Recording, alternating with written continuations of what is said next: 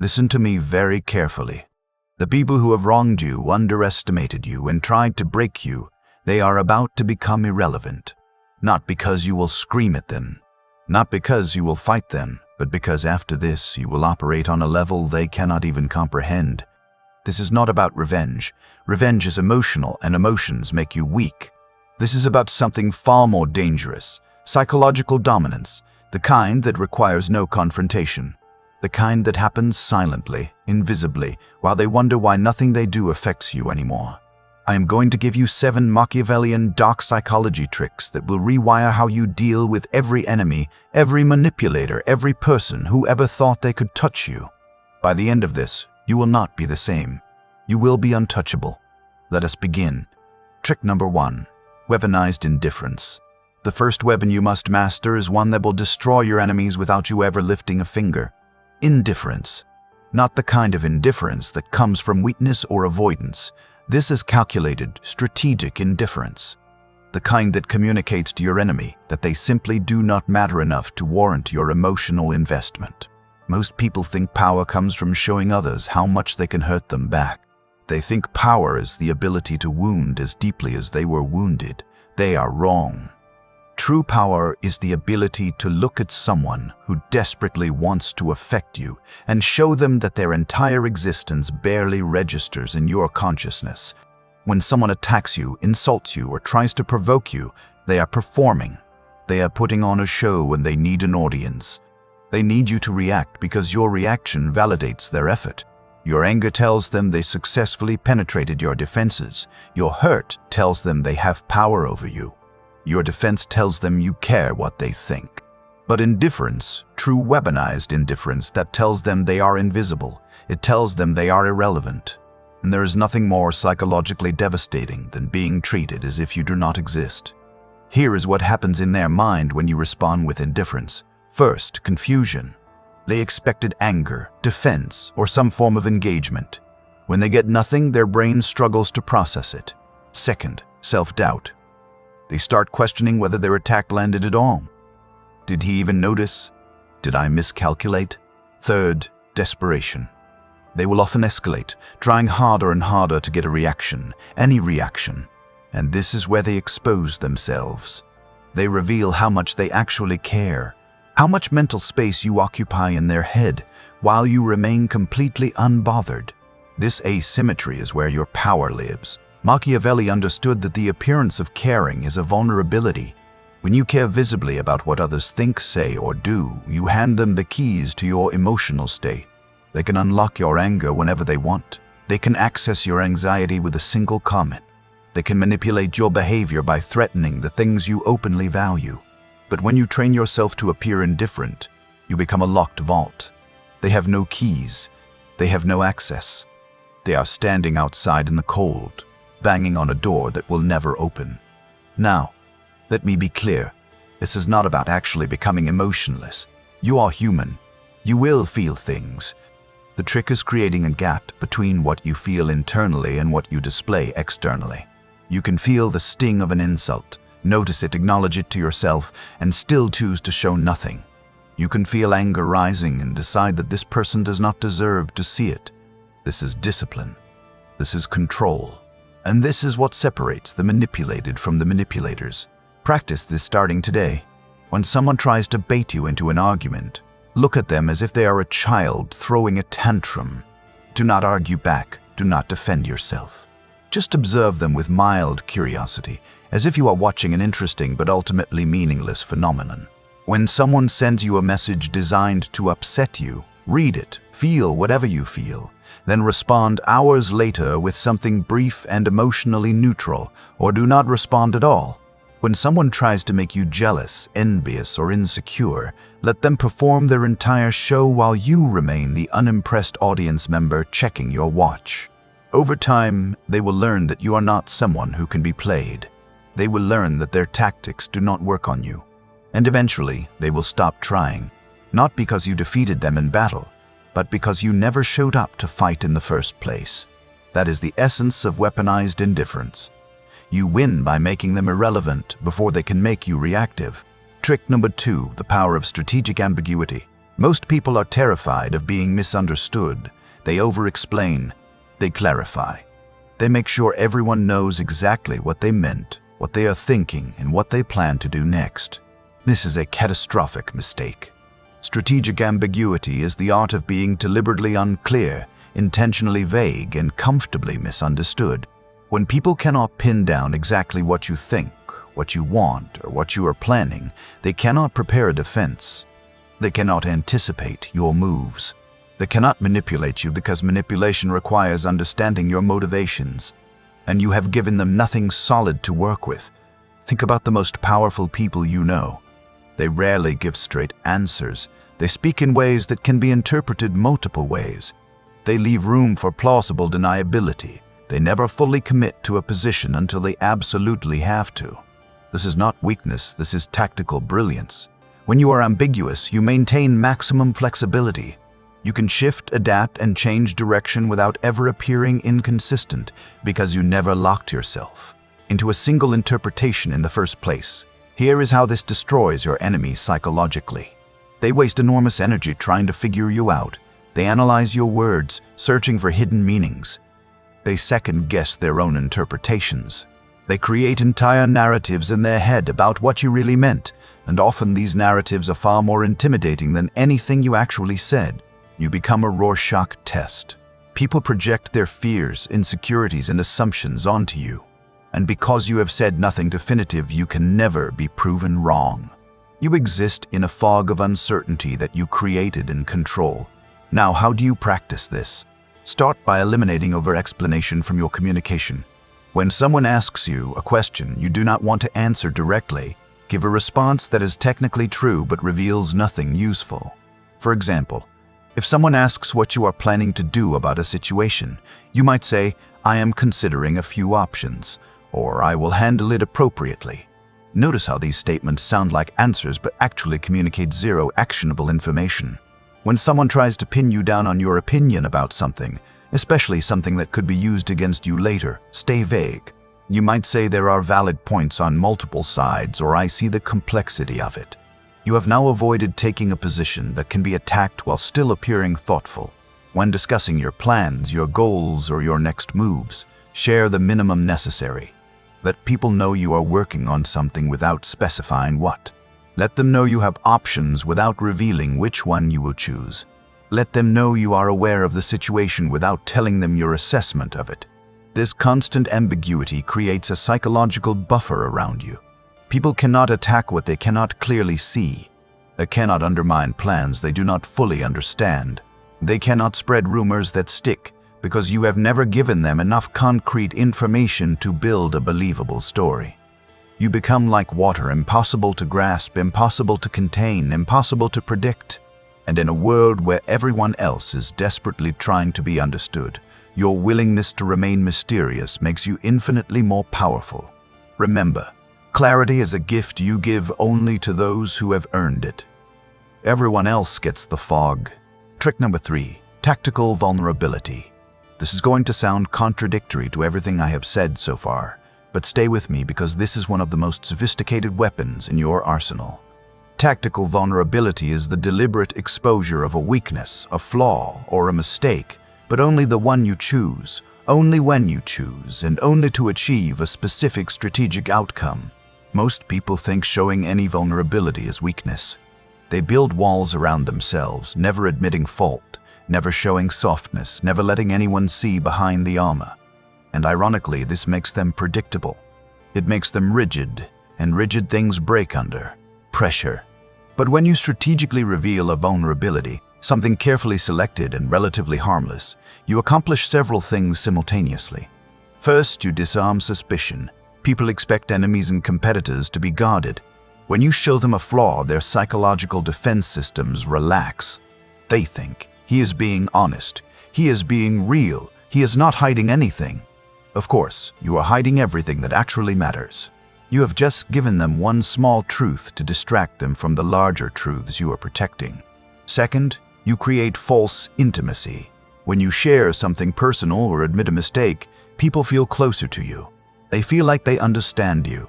This perceived intimacy makes them lower their guard. They start trusting you. They start sharing their own vulnerabilities, real ones, not tactical ones. And now you have information you can use while they have nothing of real value from you. Third, you control the narrative about your weaknesses. If you know you have a flaw that people might discover, it is far better to reveal it yourself on your terms with your framing than to have someone else expose it as a weapon against you. When you admit it first, you strip it of its power. You own it, and ownership of your flaws is far more powerful than pretending you have none. Let me give you an example of how this works. Suppose you are in a professional environment and you made a small error, nothing catastrophic but noticeable. The average person would either hide it and hope no one notices, or if confronted, make excuses and deflect blame. You will do neither. You will openly acknowledge it before anyone else brings it up. You will frame it as a learning experience. You will show just enough humility to seem self-aware. And in doing so, you accomplish multiple objectives. You appear honest and accountable, which builds trust. You prevent others from using it against you because you have already addressed it. You set a precedent that you are secure enough to admit mistakes, which paradoxically makes you seem more confident, not less. But here is the critical part. The vulnerability you reveal must be carefully chosen. Best be real enough to be believable, but insignificant enough that it does not actually damage your position. You are not confessing your deepest fears. You are not exposing your actual strategic weaknesses. You are offering a small, controlled piece of humanness that serves your larger goal of being underestimated, trusted, or given access. Think of it like a spy giving up low-level intelligence to maintain their cover. The information is real, but it is not the information that matters. Meanwhile, your true capabilities, your real plans, your actual vulnerabilities, those remain hidden behind the smoke screen of your tactical honesty. This technique also works beautifully against people who are trying to manipulate you. Manipulators search for weaknesses. They probe, they test. When you give them one weakness to find, one that you have pre-selected and prepared for, they often stop looking. They think they have found your pressure point. They think they understand how to control you. And then when they try to exploit that weakness, they discover it does not work the way they expected because you have already built defenses around it.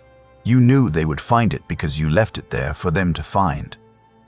You are not being vulnerable. You are setting a trap. Trick number 4, the silence after impact. There is a moment in every conflict, every power struggle, every psychological battle that most people completely waste. It is the moment right after you have made your move. You have said what needed to be said. You have done what needed to be done. You have delivered your message, your boundary, your consequence. And now comes the most critical part. What you do next will determine whether your move lands with full force or gets diluted into nothing. Most people cannot handle the silence after impact. They feel compelled to explain further. They want to make sure the other person understands. They worry about how they are being perceived. So they keep talking. They add more words. They soften the blow. They apologize for being harsh. And in doing so, they completely destroy the power of what they just did. Let me tell you what actually happens when you deliver a powerful move and then go completely silent. The other person is left alone with the full weight of what just happened. There is no follow-up explanation to dilute it. There is no additional commentary to soften it. There is just the raw impact of your action sitting in the space between you, and they have to absorb it fully. This silence creates psychological pressure that builds over time. They start replaying what you said or did. They analyze it. They look for meanings. They wonder what you are thinking now. They question whether they should respond. And if so, how? Meanwhile, you have moved on. You are unbothered. You delivered what needed to be delivered, and you are not sitting around waiting for their reaction. This communicates something incredibly powerful. It tells them that you do not need their approval, their understanding, or their response. You acted according to your own judgment, and whether they accept it or not is irrelevant to you. This is the posture of someone who cannot be manipulated, because manipulation requires caring about the other person's reaction. When someone realizes their reaction does not affect you, they lose all leverage. Now, let me show you how to practice this. The next time you set a boundary, state it once, clearly and firmly, then stop talking. Do not explain why. Do not justify it. Do not apologize for it. Just state it and let the silence do the rest. The next time you call someone out on their behavior, say exactly what you observed and what you think about it then. Go quiet. Do not fill the uncomfortable silence with more words. Let them sit in it. The next time you end a relationship, a friendship, a business partnership, whatever it is, say what needs to be said and then walk away. No long explanations, no processing conversations, no closure meetings.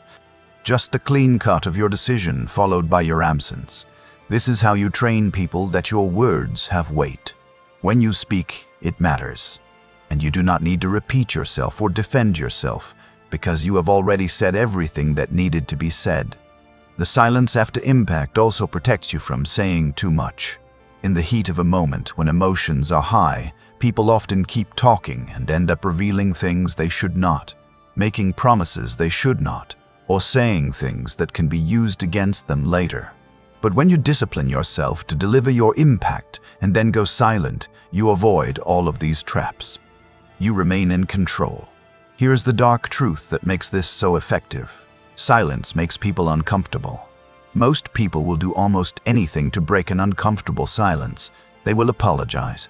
They will explain themselves. They will make concessions. They will reveal information. All because they cannot stand the tension of the quiet, but you can. You have trained yourself to be comfortable in the discomfort. And that makes you the one holding all the cards. Trick number 5, the illusion of choice.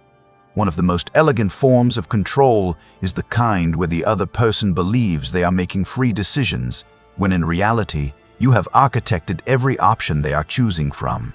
This is the illusion of choice, and it is how you manipulate outcomes without ever appearing manipulative. Here is the foundational psychology. People resist being told what to do. They resist being controlled, but they love feeling like they are in control of their own decisions. So instead of forcing someone to do what you want, you create a situation where what you want becomes the option they naturally select, believing it was their idea all along. This requires you to think several moves ahead. You need to understand what you actually want to happen. Then you need to understand what options the other person will perceive as available. Then you structure the situation so that the path you want them to take appears to be the most attractive, logical, or necessary choice from their perspective. Let me give you a concrete example. Suppose you want someone to stop involving themselves in your business. The direct approach would be to tell them to back off. But this creates confrontation, resentment, and often makes them double down just to prove they cannot be controlled. The Machiavellian approach is different. You make their involvement increasingly unrewarding. You give them tasks that lead nowhere. You respond to their input with polite acknowledgement, but never implementation. You slowly make the experience of being involved so frustrating and fruitless that they start to withdraw on their own. And when they do, you let them believe it was their choice. You might even express mild disappointment that they are stepping back, which reinforces their belief that they decided this, not you. They walked away feeling autonomous while you got exactly what you wanted. This technique works in nearly every domain. In negotiations, you present options where all paths benefit you in different ways, but you let them choose which benefit you receive. In relationships, you create situations where the other person suggests the exact thing you wanted them to do, and you graciously agree, making them feel heard and valued. In conflicts, you maneuver circumstances so that your enemy chooses to attack you in the way you are most prepared to counter, thinking they found your weakness when really they walked into your trap. The key to making this work is patience and subtlety. You cannot rush it. You cannot be obvious. The moment someone realizes they are being guided, the technique fails and you lose trust. But when done correctly, when the hand guiding their choices remains invisible, you achieve something remarkable. You get compliance without resistance. You get the outcome you wanted without the cost of confrontation. And you maintain the moral high ground because, after all, they made their own choices. You just happen to benefit from their decisions. Now, how do you develop this skill? Start by studying the people around you. What do they value? What do they fear? What do they want to believe about themselves? These are the pressure points you can use to structure choices. If someone values their independence, frame your preferred option as the one that gives them more autonomy. If someone fears looking weak, frame your preferred option as the strong, courageous choice. If someone wants to believe they are smart, frame your preferred option as the one that intelligent people choose. You are not lying. You are not forcing. You are simply presenting reality through a lens that makes your desired outcome appear to be their best option. And when they choose it, and they will, you have won without them ever realizing there was a game being played. Trick number 6, strategic loyalty.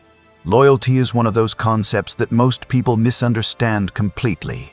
They think loyalty is a virtue, something you give freely and maintain regardless of circumstances. This is naive.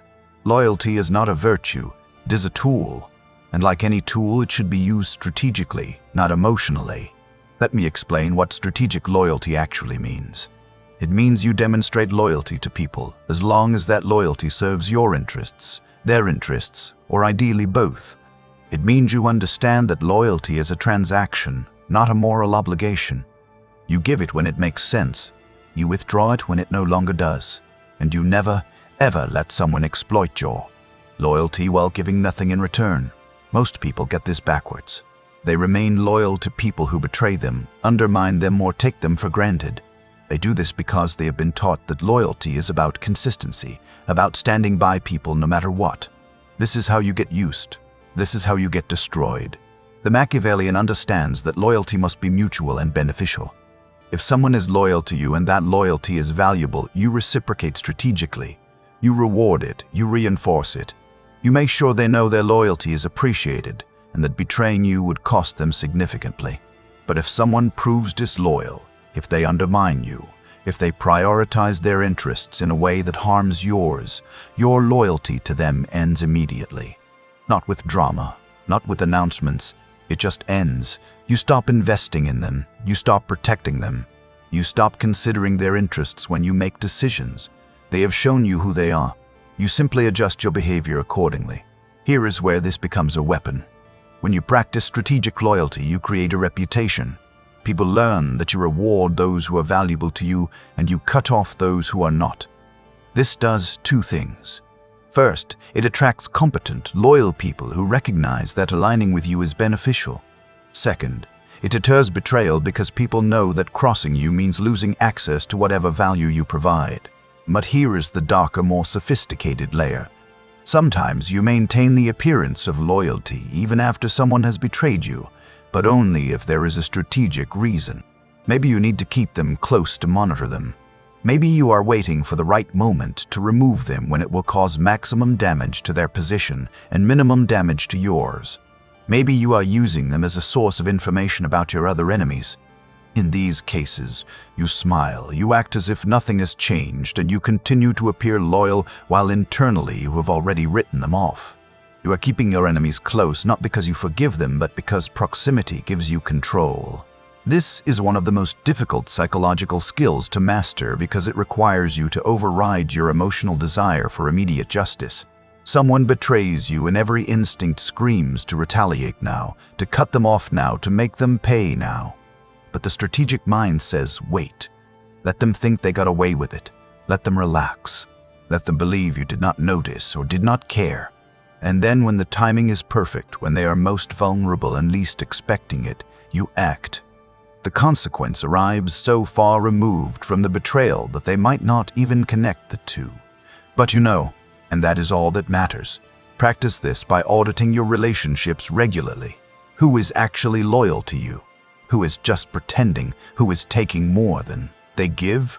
Who would abandon you the moment it became inconvenient to stay? Once you identify these people, adjust your investment accordingly.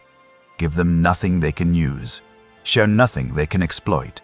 Maintain the relationship if it serves you, but never forget what they are. Strategic loyalty is not about being cold. It is about being clear. Clear about who deserves your trust, your effort, and your protection. Everyone else gets a performance. Trick number 7, the art of calculated absence. The final and perhaps most powerful trick I am going to give you is one that most people never consider because it goes against every social instinct they have. The art of calculated absence. This is the strategic withdrawal of your presence, your attention, your energy, and your resources from situations and people in a way that increases your value and control. Here is the psychology. Human beings assign value based on scarcity. The more available something is, the less valuable it seems. The more rare something is, the more desperately people want it. This applies to resources, opportunities, and most importantly to you. When you are always available, always responsive, always present, you train people to take you for granted. Your attention becomes cheap, your time becomes assumed, your presence becomes background noise. But when you strategically remove yourself, when you become less available, less predictable, less accessible, something shifts in how people perceive you. Suddenly you become more interesting, more valuable, more worth pursuing. This is not about playing games for the sake of it. This is about understanding that your presence is a resource, and resources must be managed carefully. Every minute you spend on someone is a minute you are not spending on yourself, your goals, your development. Every ounce of energy you give to people who do not appreciate it is energy wasted. Calculated absence is how you reclaim that time and energy while simultaneously increasing your perceived value. Here's how you practice this. First, stop being constantly available. Do not answer every call immediately. Do not respond to every message within minutes. Create gaps in your availability. Let people wonder where you are and what you are doing. This is not about being rude. It is about training people that your time is valuable and access to you is a privilege, not a right. Second, remove yourself from situations where you are not valued. If you are in a group where your contributions are ignored, stop contributing. If you are in a relationship where your presence is taken for granted, become less present. Do not announce this. Do not explain it. Just quietly reduce your investment and watch what happens. Often, people do not realize what they had until it is gone. Your absence creates a void, and that void makes them reconsider your value. Third, use absence as a consequence. When someone disrespects you, mistreats you, or crosses a boundary, do not argue. Do not fight. Just disappear from there. Access. Stop being available for them. Stop engaging with them. Let your absence be the consequence that teaches them what happens when they take you for granted. This is far more powerful than any argument, because arguments can be won or lost, but absence is absolute. You are either there or you are not. And when you are not, they feel the loss. Fourth, create mystery through absence. When you are not always visible, not always sharing what you are doing, not always present in every social situation, people start to wonder about you. What is he working on? Where has he been? What is he planning? This mystery makes you more interesting. It makes people more curious. It makes them want access to you more than they did when you were always around. Now here is the sophisticated part. Calculated absence is not about disappearing forever. It is about creating a rhythm of presence and absence that keeps people slightly off balance.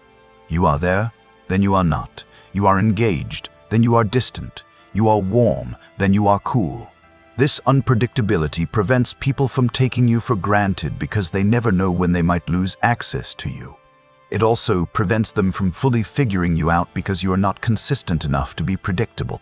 But you must be careful with this technique. If you disappear too completely, people will move on and replace you. The goal is not to be forgotten. The goal is to be missed. You want your absence to create a void that makes people appreciate your presence more when you return. This requires calibration. You need to understand how much absence creates desire and how much creates indifference. This varies depending on the relationship and the context. But as a general rule, the more value you provided when you were present, the more powerful your absence becomes. If you were mediocre, forgettable, or low value when you were around, your absence will be a relief. But if you were exceptional, if you added real value, if you made things better by being there, then your absence will be felt deeply. So the first step is always to be genuinely valuable. Then, once you have established that value, you strategically withdraw it to remind people what they have and what they stand to lose. This technique destroys enemies in a particularly elegant way. When an enemy is attacking you, engaging with you, trying to provoke you, your absence denies them the conflict they want. They are shadow boxing. They are fighting someone who is not even in the ring, and this makes them look foolish. It makes them seem obsessed. It makes them waste energy on someone who clearly does not care enough to engage. Meanwhile, you are elsewhere, building, growing, improving, completely unbothered by their existence. And that unbothered state, that absence of engagement, that is what drives them insane. Because the opposite of love is not hate. The opposite of love is indifference. And when you treat your enemies with the indifference of calculated absence, you communicate something they cannot stand. You communicate that they do not matter. Practice this immediately.